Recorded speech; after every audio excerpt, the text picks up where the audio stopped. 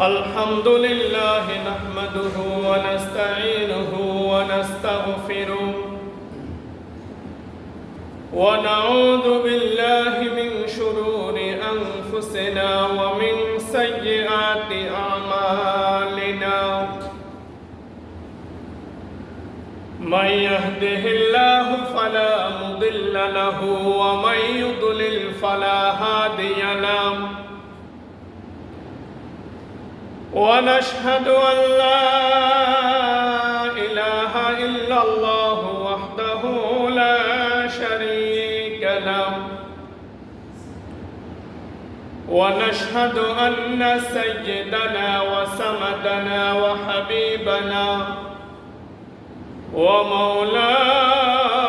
ومولانا محمدا عبده ورسوله أرسله بالحق بشيرا ونذيرا وداعيا إلى الله بإذنه وسراجا منيرا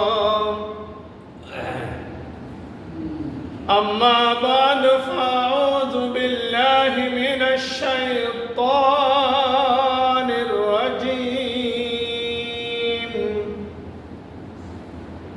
بسم الله الرحمن الرحيم إن الصلاة تنهى عن الفحشاء والمنكر وقال رسول الله صلى الله عليه وسلم الصلاة مفتاح الجنة وقال رسول الله صلى الله عليه وسلم صدق الله مولانا العظيم وصدق رسوله النبي الكريم ونحن على ذلك من الشاهدين والشاكرين والذاكرين والحمد لله رب العالمين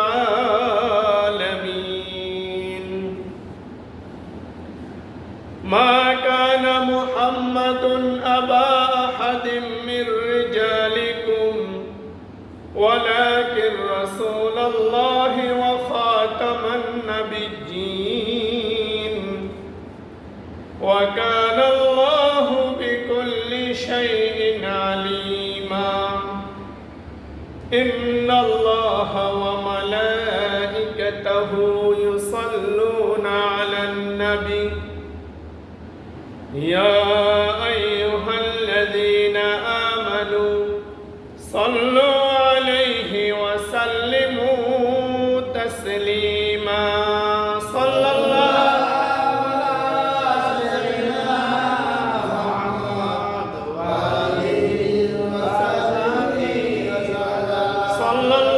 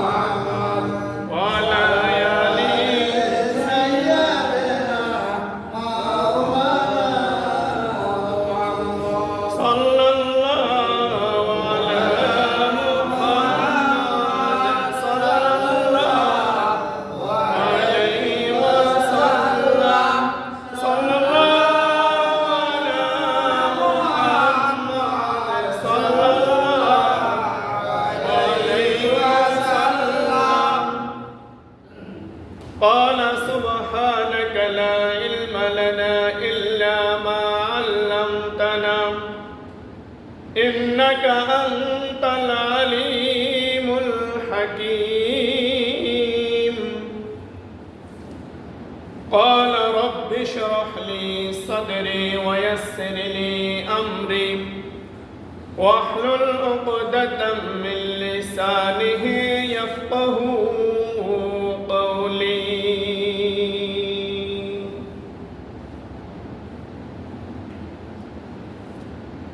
कौनाइन का मुख्तार खुदा तुमको बनाया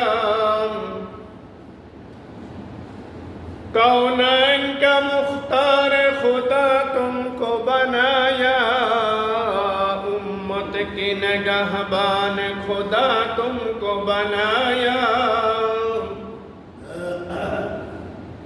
उम्मत की निगहबान खुदा तुमको बनाया या रब मेरे आँखों में समा जाए मदीना या रब मेरे आँखों में समा जाए मदीना मुद्दत से मेरे दिल में तमन्ना ए मदीना मुद्दत से मेरे दिल में तमन्ना ए मदीना तलवार पकड़ हो के निकल मैदान आसीर तलवार पकड़ हो के निकल मैदान आसीर दुश्मन की मुकाबिल तो लगाना रहे तकबीर दुश्मन के मुकाबिल तो लगाना रहे तकबीर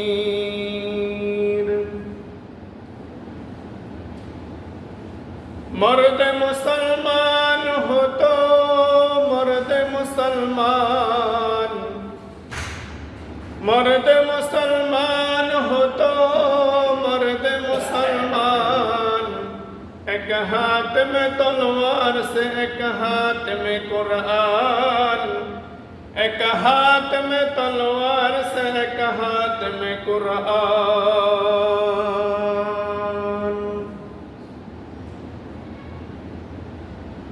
সম্মানিত হাজরিন উপস্থিত মুরব্বিয়ান ইকরাম মুসাল্লিন এজাম দিন দরদি প্রাণপ্রিয় মুসলমান ভাইরা মহান আল্লাহ পাক রব্বুল আলামিনের দরবারে লাখ কোটি শুকরিয়া আদায় করি যে মহান আল্লাহ পাক রব্বুল আলামিন আমাকে আপনাদের সকলকে অত্যন্ত দয়া করে মায়া করে মহব্বত করে নির্বাচিত করে পছন্দ করে ভালোবেসে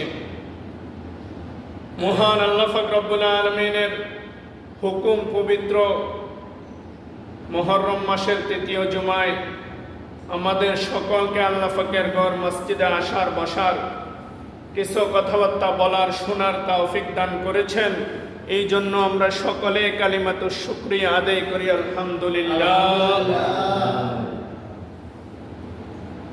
মহান আল্লাহ পাক রব্বুল আলামিন অতি দয়াবান মেহেরবান যিনি আমাদেরকে সৃষ্টি করেছেন আবার নির্ধারিত সময় হলে আমাদেরকে দুনিয়া থেকে নিয়ে যাবেন মাঝখানে আমরা কিছুটা দিন এইখানে মুসাফির হিসাবে আসছি কি বলেন ঠিক না ঠিক আমরা এক সময় জান্নাতে ছিলাম আমাদের কথা কিন্তু যেটাই বলি এটা খেয়াল করে শুনবেন আমরা আসলে দিলের কান দিয়ে শুনি না আসছে ইমাম সাহেব যা বলতেছে বলো এই কান দিয়ে শুনি ওই কান দিয়ে বাইর করে দিচ্ছি আসলে এটা না শুনবেন আমল করার চেষ্টা করবেন খেয়াল করার চেষ্টা করবেন যে একটা কথা হলো আজকে কি বলছে এটা মনে রাখবো এটা কাজে লাগবে আর এখানে যা বলা হয় এগুলা কিন্তু বেদামি কথা নয় সব দামি কথা কি বলেন ঠিক নেই আমাদের প্রত্যেকের আসল ঠিকানা কিন্তু জান্নাত বলেন কোথায় আমরা ছিলাম কোথায় জান্নাত থেকে আল্লাহ পাক রব্বুল আলামিন আমাদেরকে মায়ের গর্ভে নিয়ে আসছে জান্নাতে আমরা আরাম আয়েশ ভোগ করেছি, ওইখান থেকে যখন মায়ের গর্ভে নিয়ে আসছে তখন আমরা ওইখানে এই ছোট্ট একটা জায়গা রেহেমের মধ্যে খেলাধুলা করতেছি, মনে করতেছি এটাই শান্তির জায়গা। এটা কিসের জায়গা? আসলে শান্তির জায়গা। এটা কি বলেন, ঠিক না? ওইখান থেকে যখন 9-10 মাস হয়, আবার আল্লাহ পাক রব্বুল আলামিনের হুকুমে মায়ের গর্ভ থেকে আমরা দুনিয়ার জমিনে আগমন করেছি। ওইখানে থাকা অবস্থায় যখন আমাদের সমস্ত শরীরের অঙ্গ প্রত্যঙ্গ সম্পূর্ণ হয়েছে, যখন ফেরেশতাদের মাধ্যমে বলতেছে ছোট্ট একটা জায়গা, তুমি এটা নিয়ে তো পাগল, আরো বিশাল একটা জায়গায় তোমাকে নিয়ে যাবে, তখন আমরা ভাবছিলাম ভাই এটা নাকি কোন জায়গা। যখন দুনিয়াতে আসার পরে জমিনে যখন আমরা অবতরণ করি, মায়ের গর্ভ থেকে ভূমিষ্ঠ হই, তখন চোখ খুলি, যখন আসমানের দিকে তাকা, হারিয়ে কোথায় ছিলাম সাধারণ ছোট্ট একটা জায়গার মধ্যে, এখন তো বিশাল আল্লাহ পাকের লীলা খেলা আসছি দেখতেছে। কি বলেন, ঠিক না?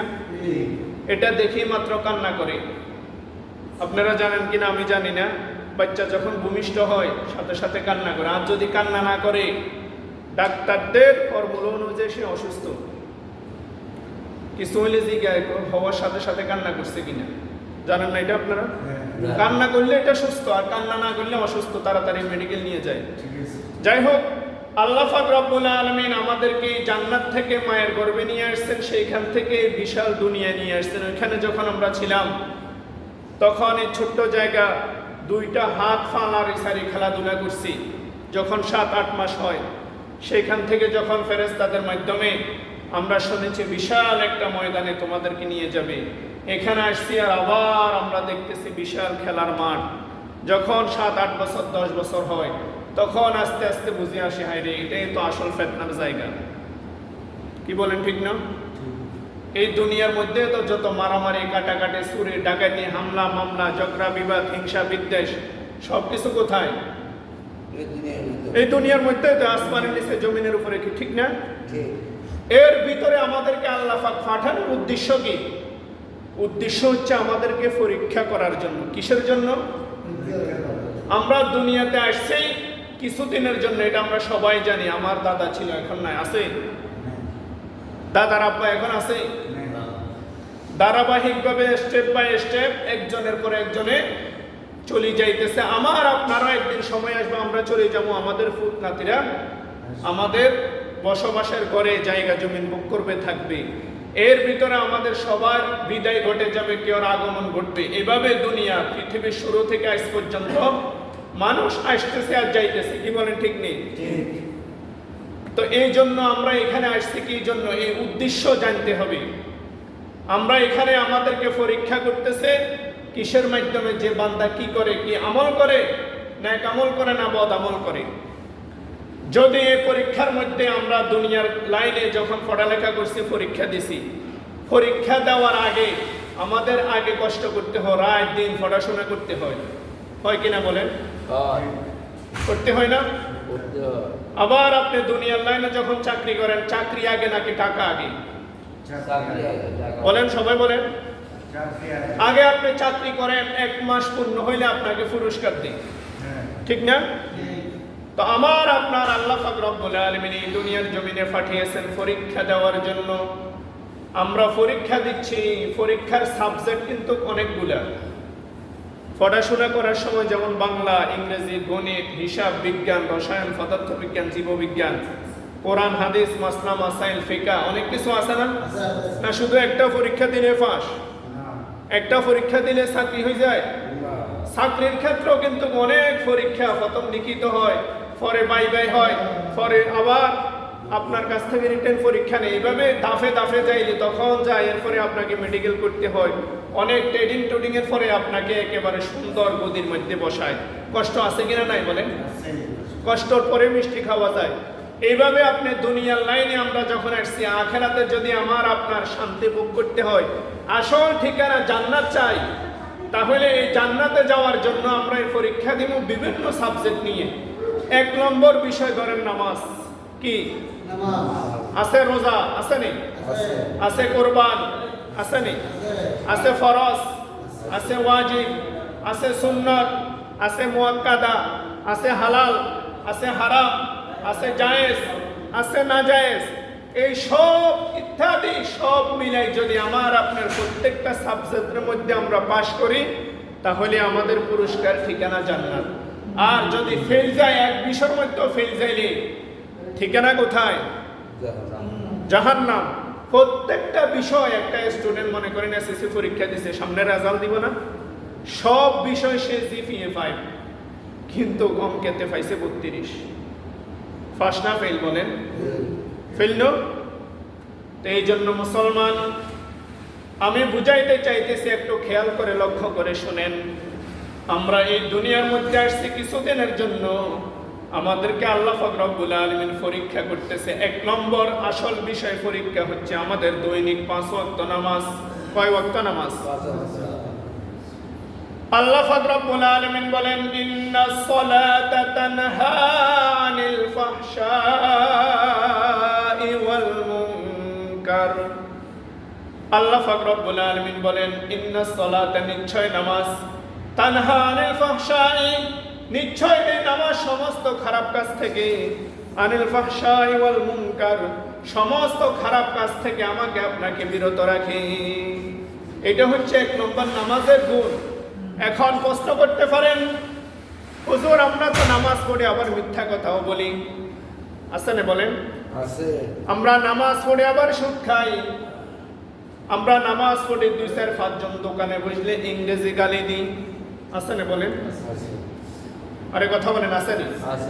নামাজ পড়ে মিথ্যা সাক্ষী দিই, নামাজ পড়ে অন্যের হক, অন্যের সম্পদ আত্মসাৎ করি, আছে না? বলেন নামাজ পড়ে আবার সুদের লেনদেন করি, সুদের লেনদেনে সহযোগিতা করি, বলেন নামাজ পড়ার সাথে সাথে মসজিদ থেকে বাইর হয়ে গেলি মিথ্যা কথা বলি, আছে না? বলেন আবার আল্লাহ রাসূল বলতেছেন, as-salatu মিফতাহুল জান্নাহ, নামাজ বেহেশতের চাবি।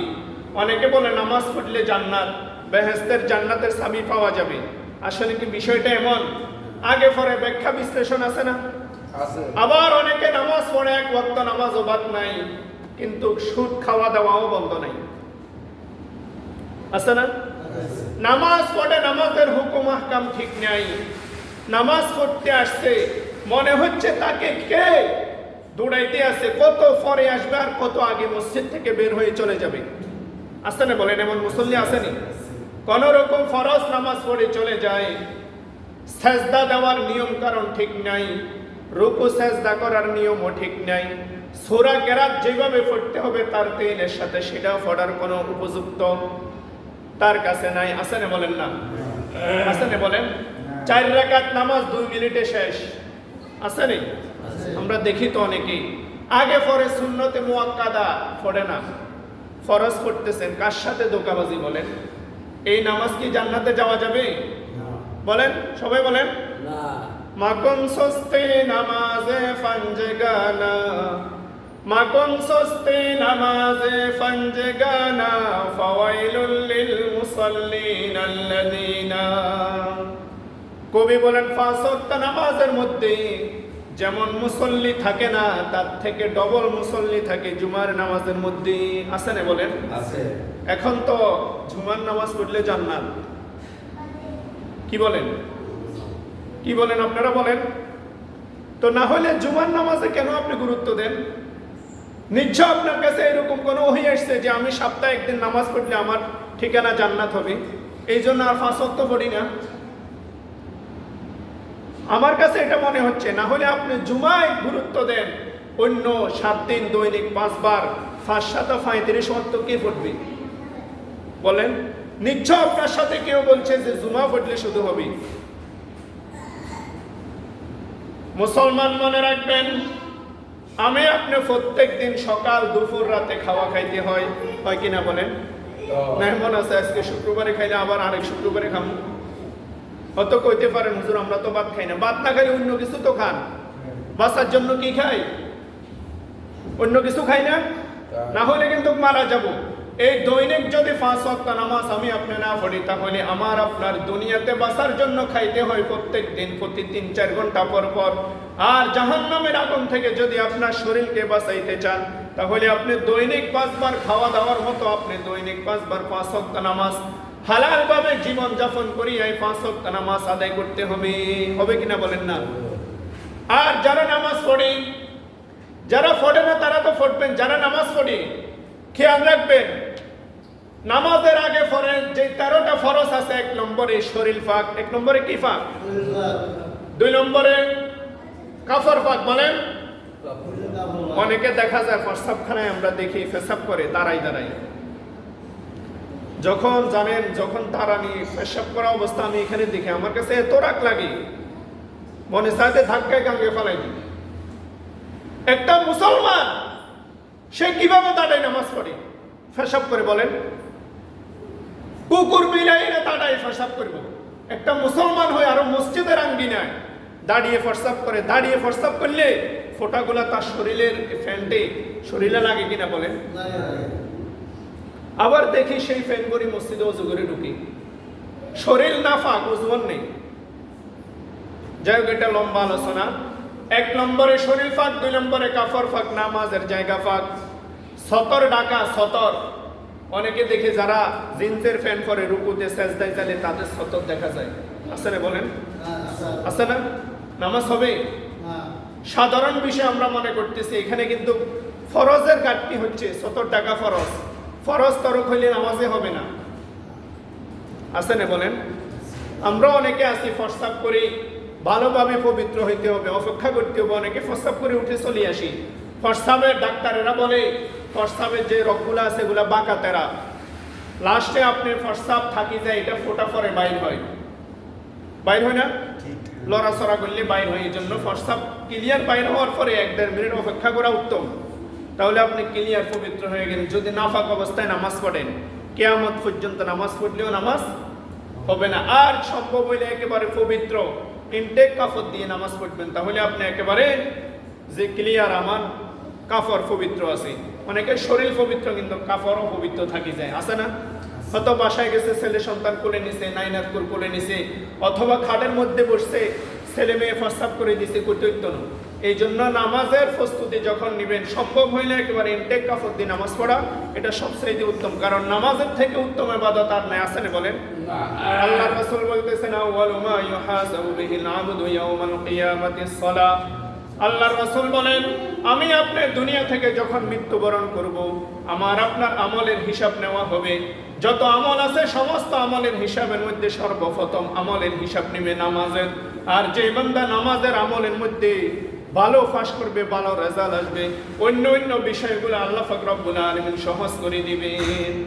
বলে কেন? ওই বলছি, ইন্নাস সালাতা তানহা আনিল ফাহশাই ওয়াল মুনকার। কারণ আল্লাহ নিজে বলে দিয়েছেন, যারা সঠিক নামাজি তার দ্বারাই অন্য গুনাহ হবে না।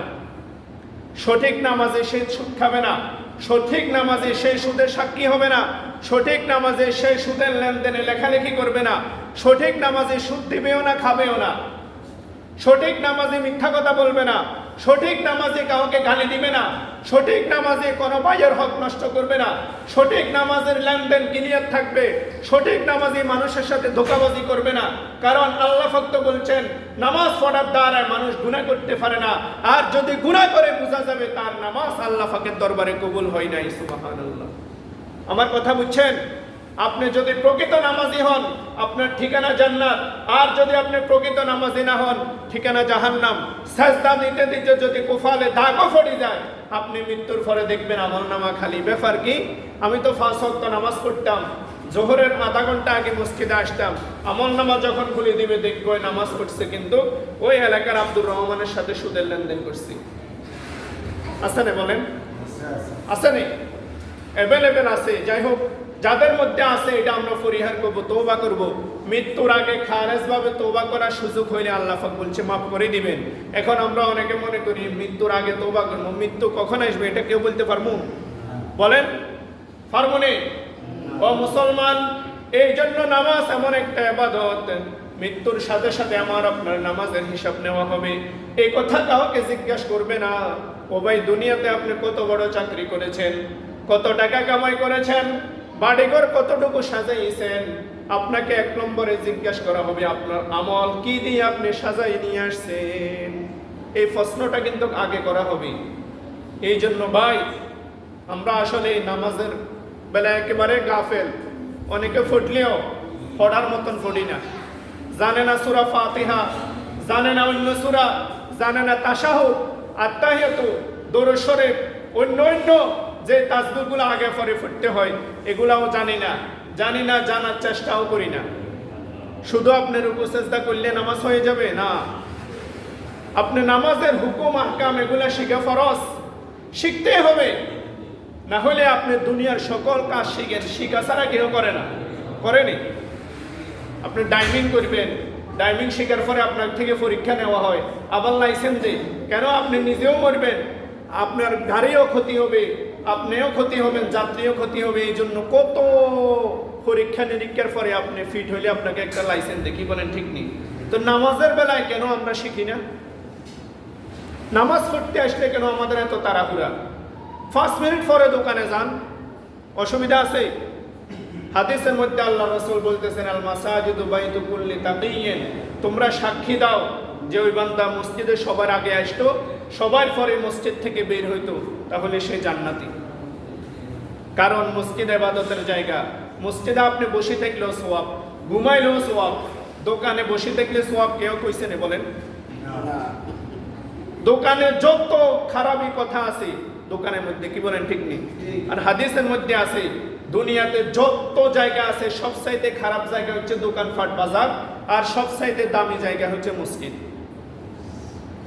এখন এবার ভাবেন কি দোকানে সময় বেশি দিবেন না মসজিদে সময় বেশি দিবেন? তো মসজিদে তো আমরা একামত হয়ে যাই, এরপর আমরা দোকানে বসে থাকি, কোন রকম ওযু করি। অনেকে দেখে দই এতটুক বিজানুর বিধান আছে, না হলে ওযু হবে না। এই আতা ভিজি যাবো কোন রকমের নেই, 2 শেষ ওযু। মুখের এখানে ক্লিয়ার ধুইতে হবে, কোন রকম মুখ ধুই। কি হবে বলেন? এটা আপনি কার সাথে ধোঁকাবাজি করতেছেন? হাঁটুর উপরে বালা করে ধুইতে হবে, কোন রকম ফায়ের তালু 2 শেষ ওযু করে দেখি তো আমরা। কি লাভ হবে বলেন? আপনি যে আজকে মারা যাবেন, আপনার জানাজা হবে, বিভিন্ন দিক থেকে লোক আসবে, 2000 মানুষ হয়েছে, মানুষ বলবে অনেক মানুষ হয়েছে জানাজায়। অনেক মানুষ হওয়ার দ্বারা কি জান্নাতি হয় না? আপনারা জানেন কি না? সারা দুনিয়া মাইকিং করে মানুষ হাজির করে কিনা বলেন? ছেলে বিদেশ থাকলে 3 দিন ফ্রিজিং করে রাখে, তো ছেলে আইলে কি আপনি জান্নাতে চলে যাবেন? জান্নাতের 1 নম্বর ইবাদত হচ্ছে নামাজ। নামাজের পরে আপনি হালাল হারাম জায়েজ না জায়েজ সুদ ঘুষ এগুলা সব আপনার কাছে। আপনি করলে আপনার আমলনামা ভালো হবে, আপনি যদি মানি না চলেন আমলনামা খারাপ হবে, ঠিকানা জান্নাত। পরিবার পরিজন ইমাম সাহেবের কারো কিছু হবে না, আপনার শাস্তি আপনি ভোগ করতে হবে। কথা বুঝে এসছে? আপনার জানাজা যদি একজনও মানুষ না থাকে, শুধু নিজের ছেলে মেয়ে বাড়ির কয়েকজনে জানাজা দিয়ে দিয়ে, এরপরও আপনি জান্নাতে যদি আপনার মাটির উপরে কাজ ভালো হয়। কথা বুঝছেন? এই জন্য ভাই আমরা প্রত্যেকে এই মাসটা সম্মানিত মাস, মুহররম মাস, ইবাদতের মাস। আর ইবাদত করার হুকুম আহকাম তরিকা আমরা সবাই জানি, তবে আমরা একটু অল্পর জন্য আমরা নিজেকে জাহান্নামে দিচ্ছি। নামাজ পড়বে একেবারে ধীরস্থিরভাবে, সুন্নত ফরজ ওয়াজিব আগে পরে যা আছে, 1-2 মিনিট পরে আমি বের হব, 5 মিনিট পরে বের হবো, অসুবিধা নাই। তাসবিহ তাহলিল পড়ি বের হবো, বা মসজিদে কতক্ষণ বসমু, ফ্যান আছে, এসি আছে, কত সুন্দর জায়গা। বাহিরে দোকানে ঠিকমতো বসারও তো ব্যবস্থা নেই, কেন আমরা ওইখানে বসে থাকতে এত ভালো লাগে? দোকানে যাবেন মাঝে মধ্যে, যাওয়া নিষেধ নাই। একটু চা খাইছেন, মনে চাইছে 2-4-5 মিনিট পরে চলে আসবেন না। একেবারে সকালে বসা দিলে দুপুর, বিকালে বসা দিলে 10টা 11টা 12টা 1টা, বাসার তো ফোন দিলেও যাওয়ার খবর নেই। আছে না বলেন? আছে না? আল্লাহ পাক রব্বুল আলামিন আমাকে আপনাদের সকলকে পরিপূর্ণভাবে আল্লাহ পাককে রাজি খুশি করার উদ্দেশ্যে নামাজ সঠিকভাবে দৈনিক 5 বার আদায় করার তৌফিক দান করুক। সকলে বলি আমিন। ওয়া আখির দাওয়ানা আলহামদুলিল্লাহি রাব্বিল আলামিন। যারা 4 রাকাত কিবলা জুমা পড়ি নাই, সকলে 4 রাকাত কিবলা জুমা আদায় করুন।